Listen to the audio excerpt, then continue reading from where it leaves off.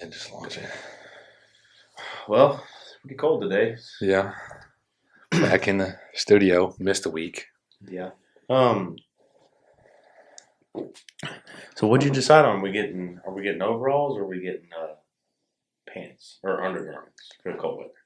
I don't know. I don't know what everybody likes. Maybe we can throw this up on YouTube and get some comments. See what everybody wears. See what all the other guys have their guys wearing during the cold weather. Yeah, I would like to know what everybody wears.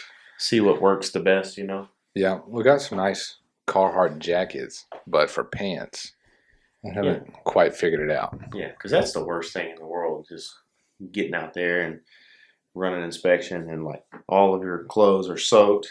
You know, Yeah. it's not very much fun.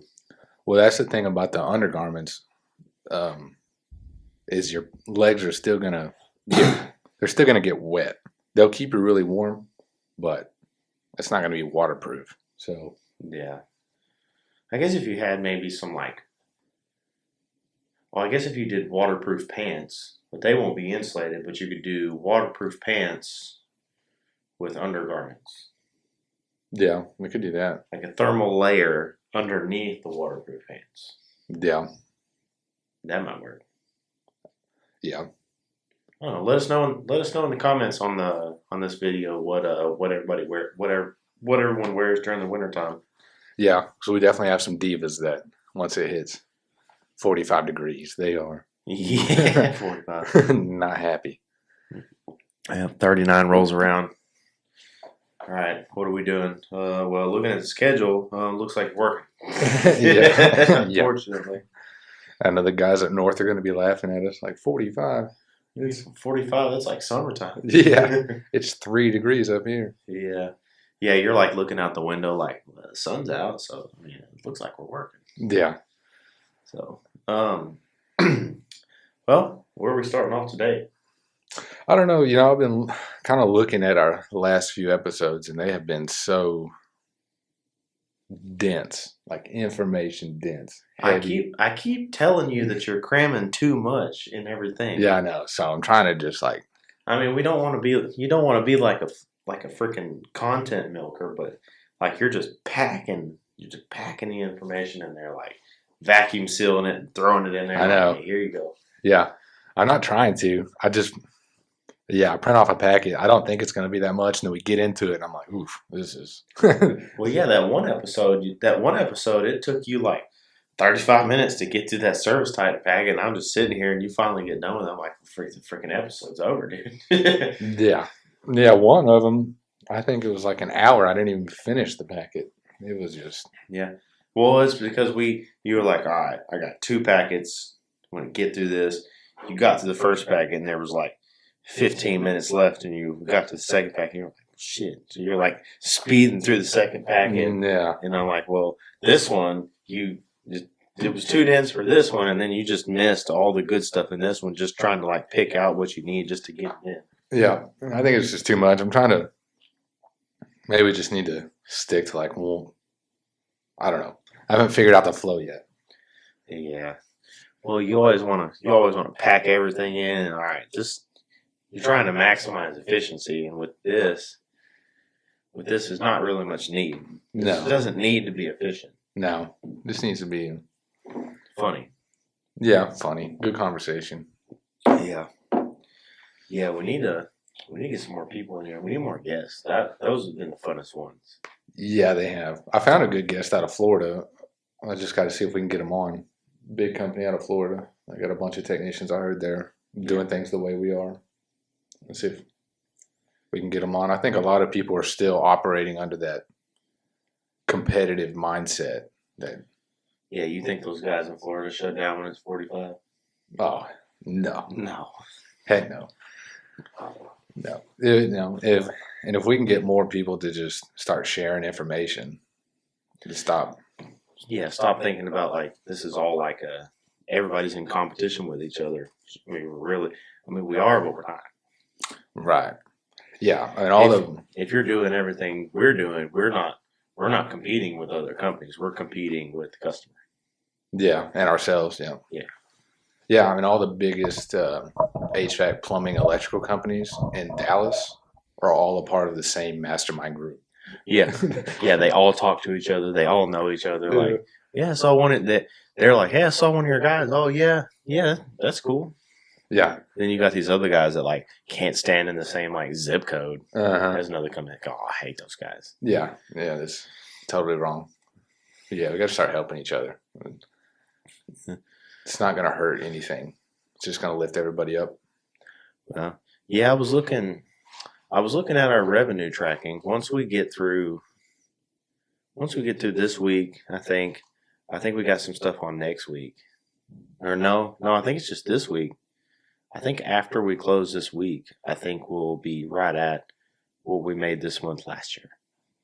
Yeah. And we still got half the month left. Nice. And we're looking to double again. Yeah, that's good. I was looking at the percentages. So our percentages, like 2023, or I think it was looking at that's what it was. I was looking at the percentages against it. Most of them were like, 2023 versus 2024. I think like almost every month was more than plus 100%. Mm-hmm. Every single one. Yeah, a lot of them are like 120 to 160%. One month is like 320%. Really? Dang. But it's just 1 month. Yeah, yeah. And this one, right now, I think right now, because we're still we're barely halfway through the month, I think we're behind like 30% right now, maybe 20. Mm-hmm. Yeah. So I'm hoping that we can at least get, maybe not so much double, maybe we can get positive. Oh yeah, we'll get positive. Yeah, I was talking to my marketing agency back in November or December, comparing that month to last year, and I was like, man, yeah, this month kind of sucked. And he was like, yeah, everybody's down this month, and I was like, no, we're still up like 35, 40%. He was like, oh, okay, well, all of my other companies are down 20%. I was like, oh no, we're up, but every other month we're up 100% or more. Yeah, it's weird. We're fighting this weird battle, but we're still up. Yeah, yeah, yeah. You can do it. It's just a choice, really. I mean, that was one thing I was gonna say was, I think a lot of people get into this like, oh, either they want to make more money, but it's always like conditional to them. They're like, well, and I've heard other people tell me this. I was just talking to somebody else about this. Like, well, I'll hire if I can land this contract. If I can get this apartment complex maintenance contract, or if I can get this, then I'll hire. Yeah. But it doesn't work that way. Really, you have to just start hiring. You just got to start growing. Well, I mean, I do agree with that, unless his entire business platform is going to revolve around commercial work and contract work. Yeah. If you're a company that's only going to do like contract work and stuff like that, once you get, it's kind of like anything else. All right, I got the contract. Now I need to get a couple guys in here to help me do it. Yeah. Because you got to think that's where his capital is going to be coming from. Yeah. So now if you're like running, I don't know what else to say, but like running the streets, working with people every day, trying to get new customer base using Google and stuff. Yeah, you need to already have those guys because you're going to need them. Yeah. But if you're just specifically doing contract work, you could probably, I could see it making sense for you to wait to get the contract work if that's what your business platform is going on. Yeah. But at the same token, you're going to have a couple contracts up before you can get those guys anyway, because like, all right, say you get an HOA, you get a year contract, you hire those guys. We've been through this. Year comes up, HOA don't renew the contract. Now what? Yeah. Now what? If you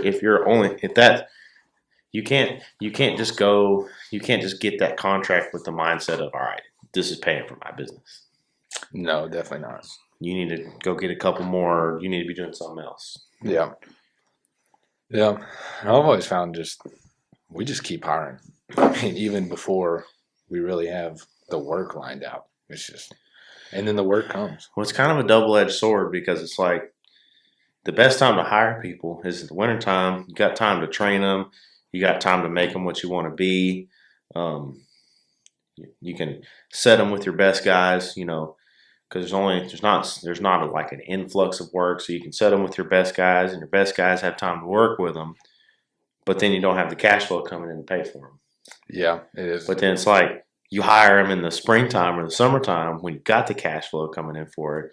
And it's like you don't have time to train them. You don't have time to set them with your best guys because your best guys are going to be like, I don't have time for this. Mm-hmm. So it's like, ugh. Yeah. So then what you end up doing is you end up just kind of like just giving them enough information to make them dangerous. You throw them out in the world and hope it works. Yeah. Yeah, it doesn't work very well. And I've seen a lot of people making hiring posts right now. There's a reason for that. They got time to train them. Yeah. I still think, being mid-January, it seems early. I think it's a little late. Yeah, I mean, for the way, as long as the business is growing, which it still seems to be, I still believe, getting them in end of October. That's what I say. Yeah, that's early. End of October. So this is going to sound horrible. The end of October, for us, the end of October is when we're going to be looking at, all right, let's get some more people in here. We're already going to be looking at yearly revenues. All right, who's coming in behind? That's the time when you need to look at getting new people in and possibly getting some of the old people out. Mm-hmm. Yeah, they call that top grading. Yeah, it's like, all right, you're not working. Let's replace you. Yeah, yeah. If you're going to be replacing people, or if you're just expanding, but yeah, because there's a lot of companies that they decide somebody's getting fired 6 months before they get fired. Like, all right, let's just go ahead and we'll just keep him throughout this year, and then we'll rotate him. Mm-hmm. All right, we'll get this new guy in. Once the busy's over, we'll keep him through the busy season because he knows what he's doing. We just want to get rid of him because of other reasons. Yeah. So we'll just keep him through the busy season, plan on replacing him, hire somebody. All right, you're done. Yeah. Yeah, no doubt. Yeah, October is early. If you're hiring seasonally, I think October's early. Then you have a whole lot of time to train. Yeah. You got time for sales training. You got time for, some road experience. You got time for your best guys to work with them, Yeah, getting licensed. Everything you can do. You got 6 months from October to March, really, or however many months that is. Yeah. You got plenty of time. Really, I think the goal is to always be hiring, just constant. But if you're doing seasonally, because right now, if you're just now making posts mid-January, you're not going to get somebody till mid-February. Unless they're hiring, unless they're only going to hire people with prior experience. Yeah, and that's a whole different. That's tough. That's a whole different animal because I think me and you have done most of the hiring and the training here, and I know it works on some occasions, but for us, it's really only worked.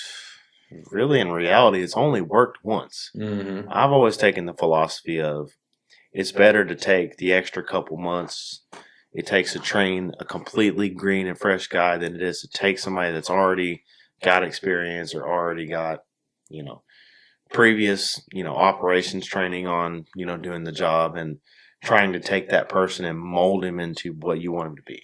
Yeah. I think Eric was the only person we made that exception with. Yeah. And it ended up working out. Yeah, Eric worked. But even then we were nervous. I was like, I did not know if this was going to work. Well, yeah, because the last, some of the first people we hired already had previous experience. And it's like trying to get people to break habits, do it the way you want to do it. It's like, and it feels like you're cutting their arm off. Mm-hmm. Yeah. So, when you get somebody completely fresh, you can make them what you want to be. I mean, and that's pretty much, that's industry standard across, It's hard to break old habits. Yeah, it is. Very hard. Yeah. And I see all these posts right now too. I mean, I could pull them up on Facebook. All these Facebook pages, their hiring posts suck. We've talked about this, but it's like city, we're hiring in New Jersey, $18 to $23 an hour, even if it's more, $25 to $28 an hour. Email me if you're interested, or they'll list must have this, must be experienced with 2-wire, must have 5 years experience, all this and this. Even if they're paying great, it's just they just suck, and they have no comment. And nothing is enticing about it. No. Looking through I was looking through job postings the other day just to be looking, and I remember what it's like to go through like Monster, like just job listings, and the most annoying thing of looking through job posts is so many places they won't tell you what they pay. It's like, okay, well, that's cool that you don't want to put it in your job posting because you don't want people to hire on to a job for the money, but I mean that's what we do. Mm-hmm. Nobody, I don't know, I've met no one that is like, oh, I can't wait to go to work, or be like, I would do this job for free. Like, yeah. If you can do your job for free, then you're not getting paid enough. Yeah. Yeah, that's very, yeah. Somebody told me one time, and well, I think a lot of people have been told this, like, if you get the job you love, you'll never work a day in your life. And to me, it's like, you always want to be at work, or you'll feel like you always want to be at work. And I'm like, I guarantee you, everyone, I would bet large amounts of money that at least, or probably everyone that's had a job or is working a job that they really love, and probably for the most part, they do love their job. But I guarantee you there's been at least one day where they woke up and said, I really don't want to go today. Mm-hmm. Even if they used their PTO that day, or if they didn't use PTO, or they went anyway and didn't want to go, that one day comes for everybody. Oh yeah, no doubt. You got a family member pass away, or you find out some bad news, or just you could be watching one of your favorite TV shows and have one of your favorite characters die in the TV show, and people get it's reality. People get depressed about it, and they're just like, I really don't want to go. I really don't want to go to work. Yeah, day after the Super Bowl or whatever. Yeah, you bet large sums of money on the freaking Cowboys going to the Super Bowl. I mean, just anything stupid like that. Yeah, I guarantee you, everybody has felt that at least once. Mm-hmm. So to me, it's like, I've always been told a job is a job. You don't go to work because you like it. You go to work because of everything else you like. And as bad as that is, unfortunately, that's just the way life is. Yeah. I didn't start an irrigation business because I had a passion for irrigation. No. You start a business because you want to succeed. You want to have something to look forward to. Have a legacy, or pay for your life. Even if you want to make all this money just to blow it all on a freaking pontoon boat. I mean, at least you have a goal. Yeah. People, and I disagree with it a little bit too. Even these guys that are like running these like big companies around here, and like you go like Neighbor's Roof, and you go by that guy's house in freaking Heath, and it's like, it looks like a freaking cat. Like, it's got like a freaking giant stone wall, and the grass year round looks like somebody went out there and freaking rolled green paint on it. I mean, it's beautiful. But you look at all that and you're like, man, all that money just wasted. But even though it's wasted, the guy had a goal. Mm-hmm. Like, as stupid as it sounds, like everybody's blowing all their money on big vehicles and all this stuff, and it's like, well, if you look at the base of it, that obviously was his goal. At least he had a goal. Some people don't even have a goal. Yeah, no doubt. And a goal in a business is very important. Yeah, I will say it. Yeah, I definitely didn't start with a passion. Even if your goal is stupid. Yeah. Because somebody, as long as you have a goal, or something you want, that's going to feed you motivation to drive forward.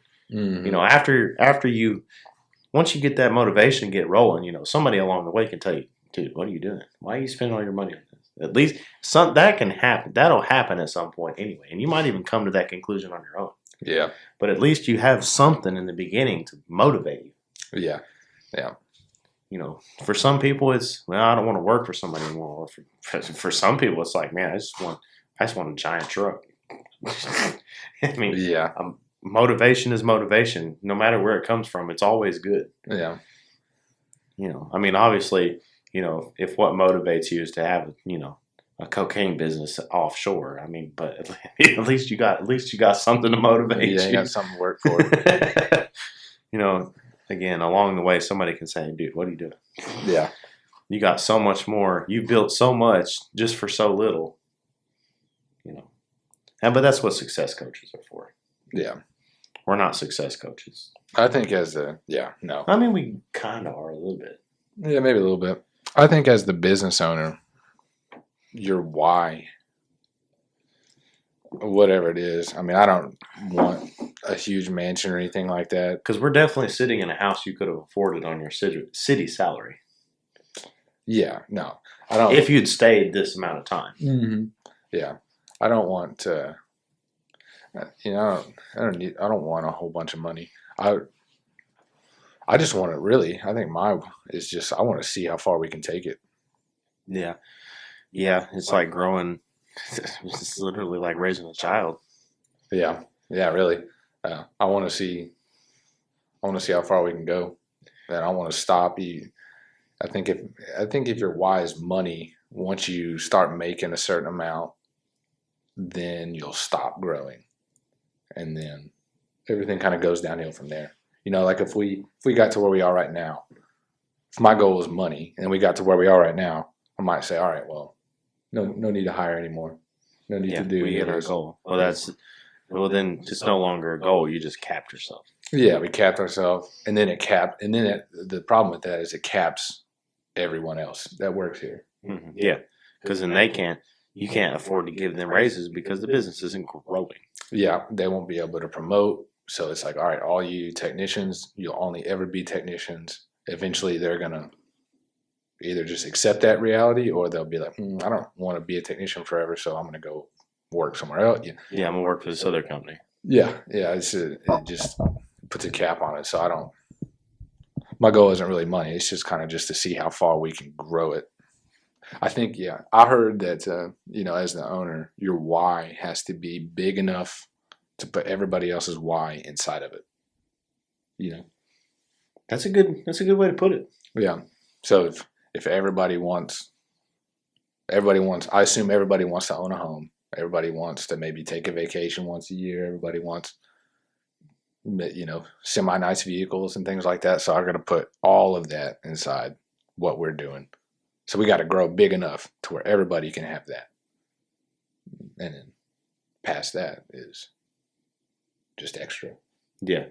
Everything else is, stuff you put on the table to make the table look pretty. Mm-hmm. The important thing is you got the table. Yeah. Yeah. That's when, once you get the dining table for your family, then all the other stuff like coasters and like table covers, play plates, or just decorations. Yeah, just decorations. Yeah, and you'll still see people that are like, I've seen this on there. I'm like, why are you growing? Just to grow? It's like, no, isn't that the point? Well, yeah, but like I have people here. I don't want them just. Some of these guys are like 22, 24, 26. I don't want them just to be like, okay, well, hey, this is your position. This is what you're going to be doing for the next 40 years. Yeah, you're gonna do this till you retire, and then you're gonna die. Yeah, or you have to quit. Like, what kind of life is that? Yeah, it's not. Yeah, and that's why your turnover is going to be high, because they're eventually that's going to click in their head, like, okay, well, what the fuck am I doing? Yeah, either I'm here or I have to leave. So you have to keep growing. Yeah, and there's always going to be new guys coming in, always. Mm-hmm. Yeah. Yeah, and eventually, You're going to have all these old guys running around that, these new guys, even as a business owner, even if you're not growing, these guys are going to start getting old. Maybe you're going to hire somebody. That new guy's going to run circles around your old guy eventually, and you're going to be like, well, why am I keeping this guy around? Yeah. You just end up letting him go. He spent, 15 years with you, and you just fired him. Yeah. Yeah. That would be crappy. When really he had value somewhere else. You just didn't but because you didn't grow the business, you never got to see it. Mm-hmm. Yep. He never got to show you the value. He never got to show you his value once that part of his value was done. Mm-hmm. Yeah. Yeah, and that would be so sad. That's terrible. Yeah. That does happen. Yeah. So I don't think we've been too dense yet. No. You hadn't read a 100-page packet yet. No. And we've been getting some people reaching out to us. I had some of these emails, people reaching out to us, going to my junk folder. So I found them. By the time the people that reached out, by the time you hear this, I'll have called you back. So, yeah. Anybody else that wants to reach out to us, and we'll give you a call. One guy, he wants to talk about software. Yeah, we've talked about, but we're running Service Titan. We talked about software. Yeah. That's still something I see on these Facebook groups all the time. What software? Oh my God, I still see people posting about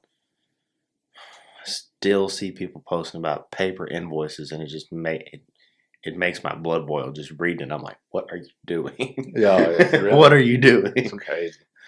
Yeah, it's 2025 now. Yeah, it just turned 2025, and I'm still reading about this guy writing his freaking invoices on one of those old school receipt books where you pull it and it leaves the yellow paper behind. I'm like, what are you doing? That's nuts. What's he doing with his copy for getting in the truck, throwing it on the dash?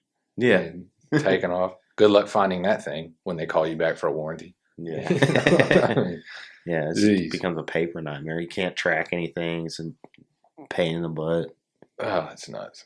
No, I see people asking for software, and people are like, "No, John." They're listing all these softwares I never heard. Like, this $35 a month one's good until you hit $900,000 a year and all this stuff. And I think I don't agree with that. I mean, if you can make it work, I guess, but there are some things that you've learned. Well, yeah, that you've learned that it's bigger. It's a bigger step than what you wanted to take. But some of those you have to take the bigger steps. Yeah, I think to get the most robust software you can as early as you can. You don't want to be training your guys on new software every year. You just don't. No. That's just going to piss them off. Yeah, it is. It really is. It's a nightmare to do. I got on Service Titan. We went from Jobber to Service Titan, and we won't be doing another one. And, we don't need to. No. I mean, maybe in 10, 15 years, if Service Titan goes down and something way better comes up, we will, but definitely not anytime soon. Yeah. I still do think at some point we need to have our own software like it, but that's a little ways down the road. Yeah, that'd be tough. I think really that should be your only next graduation point, is having your own software written like that. Yeah, I mean, even then though, I'd probably, because then I don't know what I would do different than Service Titan. Well, you'd have somebody write you a software that works just like it. Yeah, I mean, I guess, and you can have it written more catered to us. I'm trying to think. And you don't have monthly overhead pays on it. I was going to say, like, is the amount of money I spent on Service Titan, if I paid somebody $100,000 to write my own, it would pay for itself in a year. Yeah, because once it's written, it's done. Yeah, that's true. And then we don't have to worry about, Service Titan going out of business. That's true. It's not, that wouldn't be the worst idea. Yeah, and it's all in-house, Once you start moving some of that stuff in house, you start, getting rid of some overhead. We even with Service Titan, we know there's still holes in it. We have somebody build a software. More than likely, what it's going to be is you're going to pay them to write the software. We're going to get it. You're like, well, I want this and this and this in there too. And then once it's all done, then all right, cool. Yeah.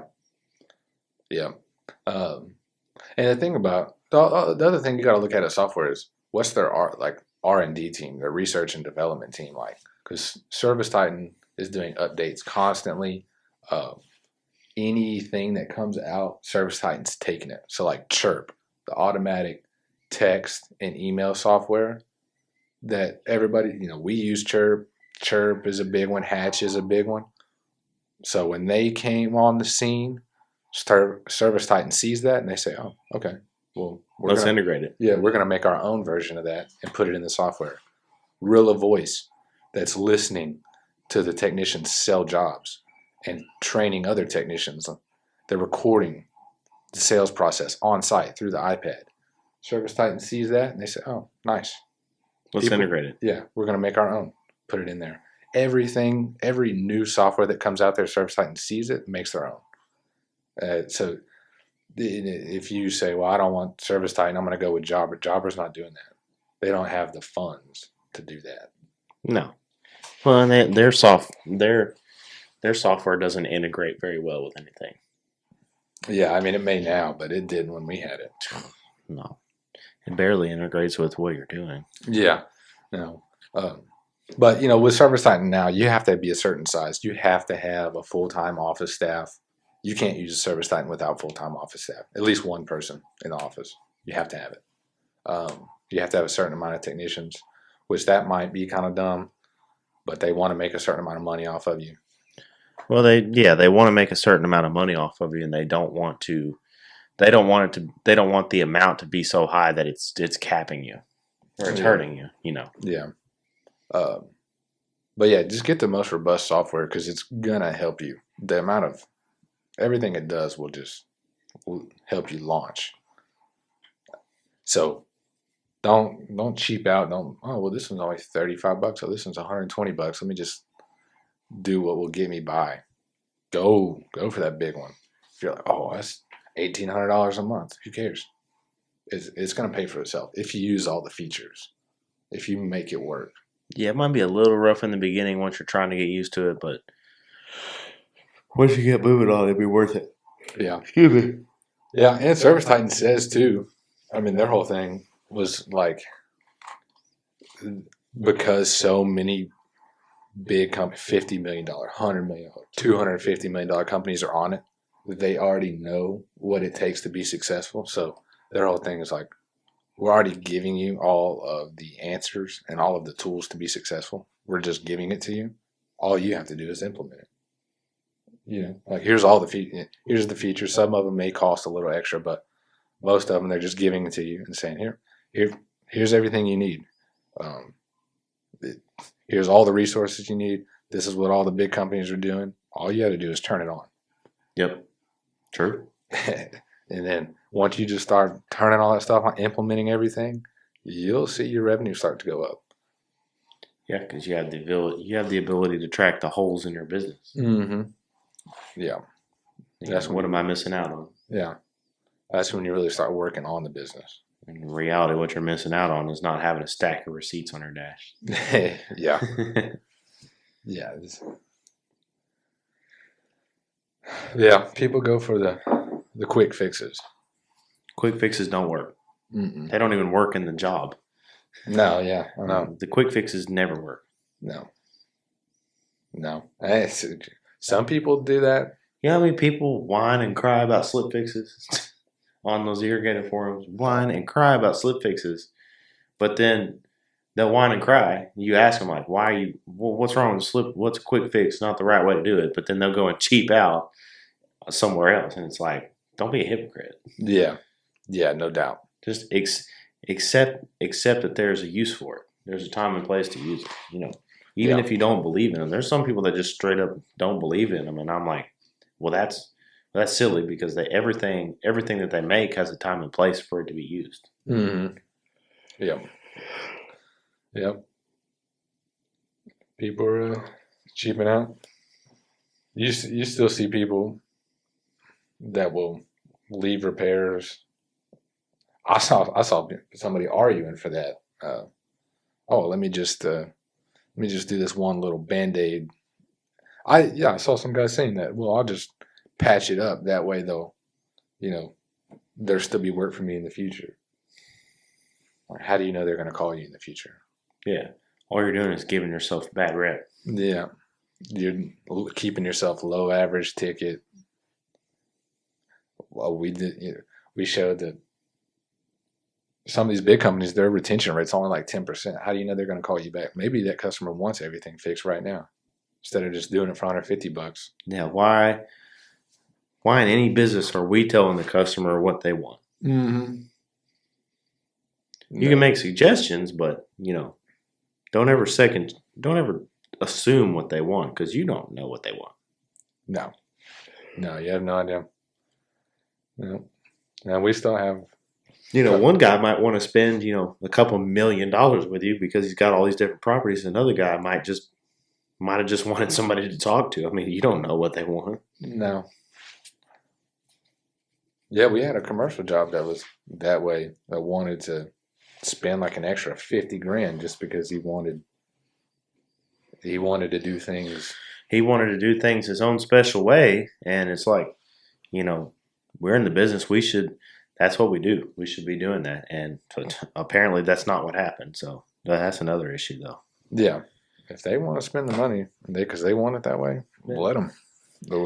That's what's going to make them happy. I mean, again, if you want to take pipe, if the customer wants you to take pipe and trench under the concrete in the street and immediately 90 it back into their yard, does it make sense? No. Okay, well, are you going to pay for me to do that? Yeah, that's what I want. Okay, cool. Mm-hmm. Whatever. Yeah. Yeah. As long as they're not asking you to do anything illegal. Yeah, illegal. Illegal or out of code. Yeah. If you want a 3,500 MP on top of your chimney of your house, fucking whatever. Yeah. Yeah. X amount of dollars. All right, cool. I'm running funny pipe straight up there. Yeah. Maybe they're worried about freaking all these fires going on. Yeah, they're putting a freaking suppression system on their house. Yeah. Or whatever, dude. Let's do it. Nah. But people are funny. There's so many people you read about, you see them on the Facebook pages, and you're just like, man, you're just cutting yourself short is all you're doing. Yeah. Yeah, and that's why I don't know. We went back and forth of starting this podcast, but so many people don't implement. We can give all the secrets away, but if you don't implement, it won't help you, and we won't have any more competition than we do now. No. And I've had people that I know here in Dallas having an irrigation company that compete with me directly in my service area that come up to me, and we got 1,500 reviews. They have 50. And how do you have so many reviews? I told them exactly what I do. I check with them a month later. They got 51 reviews. Yeah, they don't implement it. What? Which is funny because you would think, because you know what it is, they leave and they're like, there's no way that works. And it's like, well, why did you ask in the first place? One, and two, obviously you've seen that it works. Yeah. They just don't want to implement it. Yeah. Everybody wants to do things their own way, and that's fine, but at some point you just got to accept what works and just roll with it. Yeah. Yeah. You got to set pride aside. Yeah. Maybe your idea isn't the right idea. Yeah. And most of the stuff we're sitting here talking about ain't even our idea. It's just big companies' idea that we're just putting into the irrigation world. Copy and paste. That's all it is. Yeah. Yeah, that drives me. People get so caught up in being original. Like, I want to do things my way. I want to do it like this. It's going to be done like this, and it's going to work. Like, no, that's not going to work. Yeah. Yeah. And they will drive themselves in the ground, and then the business, it'll go out of business. And they're like, well, I really couldn't get this, blah blah blah blah. And it's like, well, that's your process is to blame. Mm-hmm. They won't see it. Yeah. There are some people that are just. You have to think. There's a lot of things you have to be able to think objectively. Yeah. Yeah. You can't think objectively. Don't even try. Just don't even start. Yeah. Yeah. Because eventually, even if you know exactly how to do it the right way, if you're going to have to think objectively at some point, something's going to change. You're going to have an open mind to it, and it just won't work. Yeah. Yeah. I mean, you can have an original idea, but and test it out. But if it ain't working, you got to be able to step back and change. What the heck is going on? Because this ain't working. Yeah. What is working? Who's making? And I think that's what we always do. Is kind of like, what's our end goal? What are we trying to accomplish? And then work backwards. What can we do to get there? I can tell you our best working ideas were the ones that me and you looked at each other and like, there's no way that works. Oh, dude, every time, no man. way. Every time, because we'll try one thing, doesn't work. I'm like, okay, try something else, and then it's always the one thing, and you're like, that doesn't even make sense. And it works. Yeah, like whatever, man. If it's working, let's just keep it, I guess. I guarantee you, if I ask all of our technicians, if I took a poll and asked everybody that works for us and say, what do you think when you don't close the sale? What do you think is the customer's issue? And I guarantee you almost every one of them will say price. And I've talked to every single one of their customers following up, and I've seen, out of all the people I've talked to so far, I've had one customer complain about the price. Yeah. And if they weren't even complaining about the price, they wanted a price that they saw inside the app because it was showing them a discount that they didn't qualify for and they wanted it. So it's like they weren't even complaining about the price. She was just like, well, I want that price. I can see it here. It wasn't like she was like, well, I can't afford that. Or, no, I think it's too expensive. No, she didn't say that. She just said, I see this price here. I want that price. Yeah. But guaranteed every time we have meetings, it's always price. It's always price. They just we're too high on this. We're too high on that. I think we need to go down. And I'm like, I'm following up with their customers and I'm like, no. Yeah. No, y'all need to be nicer is what the problem is. Yeah. It's the process. Yeah. You just smile more, dude. Yeah, it's all that. Which just reaffirms, because I'm always going into the meetings like, dude, we're not that expensive. There's no way we're that expensive. They always say, yes, we are. Yes, we are. Like, there's no way, dude. There's no way. And that just, I mean. I'm guilty of it. I believed it too for the longest time. Yeah. It's like. I mean, everybody was so strong on it. I almost started to believe it, but I just kept, I was like, that it can't be. It just can't be. Yeah. But that right there, it's like, there's no way. There's no way it could be anything but price. And then I start asking these people, and I'm like, I'm still haven't found anybody yet that's like, oh, y'all are too high. Mm-hmm. Yeah, I mean, one or two, who cares? But yeah. And I'm waiting for it to happen too, where I ask one of the guys like, hey, what happened here? Oh, well, they said we're too expensive. And then I call them, and they're like, no, I'd like the price. I just didn't like him. I know it's going to happen. Yeah, it's going to happen. Yeah. And I'm like, oh, cool. So, I want to take that information and raise every price we got by 20% immediately. Yeah, it's crazy. But it's just the way it is. I mean, we've read that in the packets. We've been reading about it on forums, looking, other podcasts we listen to, they all say, it's not your price. And we're like, man, it kind of has to be. But then you're like, no, I don't think so. It's not. Yeah. Great. They always say price is like number 6 or 7 thing. Mm-hmm. It's just the easiest thing to say, really. But they're not even saying. I wonder what the objection is that those guys are getting. Like if on site. Probably the same objections we are. The easy ones to spit out. Oh, I got to talk to my wife, or oh, it's too expensive, or oh, just I don't want to do it right now. Just give me a quote. They probably get the same objections we do. Yeah. So you're going to hear that, but those are all smoke screens, which we knew. And then you find out, really, they just... It's getting your guys to get down to the real objective and then solving it. Yeah. Getting them to push a little bit. Yeah. Which, I mean, sometimes you can, sometimes you can't. I've done it. I've had success with it, and I've had failures with it, so it doesn't always work. It's not a perfect system. Yeah. And really, maybe they just didn't feel like you were going to solve their core issue. They didn't have confidence in you. You didn't smile enough, so you weren't super friendly. Those are the complaints I get on unsold estimates. Those right there. Yeah. Well, I didn't really like the guy, or I wasn't confident that he could fix it, or I felt like he didn't address my issue. He just come out and told me something else. Those are the complaints that we get. Not, oh, you're too expensive. Yeah. Never. And those are valid. Yeah. Because if it's like, well, I'm not going to spend $800 if I'm not confident that my main concern is going to be fixed. That's it. I wouldn't either. No. Yeah. So it's hilarious, but it is what it is, unfortunately. Yeah. And I was reading on Facebook, somebody even asked, like, how often are you guys following up, or do you guys follow up this and that? Man, you should. I don't know if you saw that post. You should have read it. It's funny, but it's not funny because half the people said, nope, I don't follow up, or I follow up 2 weeks later once. Just terrible follow-up processes. Well, and you've always had a terrible follow-up process, so. Yeah, I have, but we do have an automated follow-up process. I have never done it as in depth as you are. Yeah, almost everyone so far that I've talked to has, except for one guy, and he was just rude. And I don't think he was being rude just because he didn't like what I was doing. I think he was just in the middle of something, and he accidentally answered my call, and I interrupted him.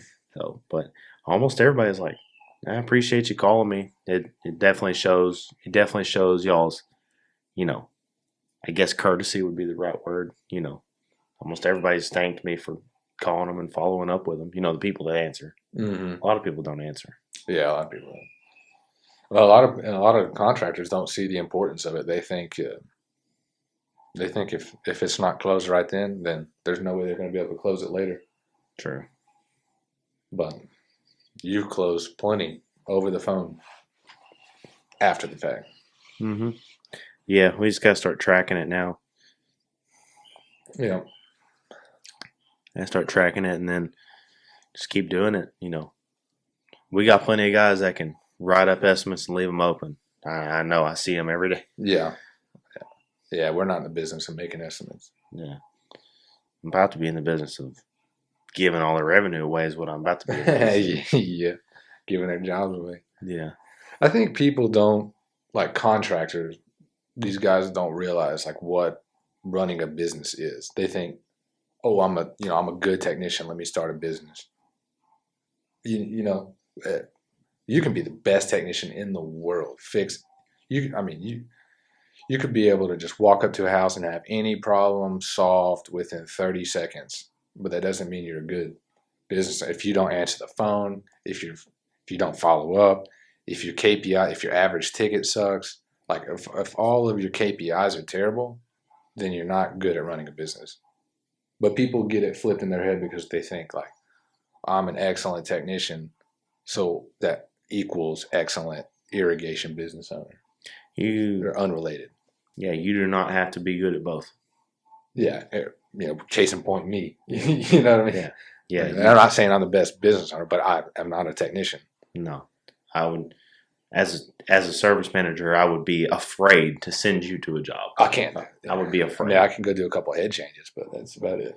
No, I would if you got on a job site and had to diagnose anything, I would be afraid. Yeah, it's not going to go well. I would be like, all right, this is going to be a 0. Yeah. I can go do warranties for some things. Yeah. But that's... Yeah, man, I'm just thinking about having to like send you to a wiring issue. And I'm like, dude, there's no... Just the whole time that I'm watching you drive there on the dispatch board, I'm like, God, this is getting rescheduled. I know it. Yeah. I'm going to have to send somebody else. Like, no, that's not going to work. Yeah. And I'm a licensed irrigator. Been there, done it, took the class, passed it, all that stuff. Yeah, I'm fairly certain I can hand you a multimeter and you not know everything about it. I mean, I can work. Yeah, you can flip the switch. Yeah, I'm sure you could do that. I mean, I can check the solenoids and see if they're in range and stuff like that. But I wouldn't be able to. Yeah, could you tell me the difference between a bad solenoid and a bad wire nut just by looking at the multimeter? Because I can. No, I can't. That's what I say. You could do a lot more with it. Yeah. Yeah, while you're out there digging a bunch of holes in the yard everywhere trying to find the problem, I can be like, up there, just. Yeah, no, I can't do that. Yeah. But that's my point. It's like people, they're not focused enough on the KPIs. They don't care about answering the phone. They don't care about their average ticket, their follow-ups, their conversion rates, their booking rates. They don't care about all that stuff. And that's what running a business is. And if they miss a call, no big deal. If they don't book that call, no big deal. I'll get the next one. No, you got to get them all. You have to get them all. Like that's the goal. Like you want to get as close to 100% as possible. Yeah. Well, I think we need to use this episode as a time for everyone to post some comments, reach out to us. Because we've got no research here. We're just talking. Yeah, we're just talking. Yeah. I think Like and subscribe on YouTube. Rate us on Apple. Leave us some comments. Yeah. Send us some questions on our website. Some people. I mean, we'd love to do. We'd love to do Zoom integrations here. Bring some people in, talk to them. Doesn't always have to be in person. This can be a people's episode. Hey, reach out to us. We're here. Yeah. If there's a big irrigation company where you are, send us their info and we'll try to get them on the podcast. Mm-hmm. I got some I'm reaching out to in different states. So I don't, there's so many out there that I don't know who they are. But if they're big, especially in the residential game, because that's really what we are focused on. But even if they're commercial, send them over. Just that way we can try to get them on and get some variety in here. Yeah. That's what we need ultimately. Yeah, we can all learn from each other, pass the information out. Oh, well, I guess I'll see you in a couple of days at the Rainbird banquet. Yeah. All right. Well, see y'all next time. All right.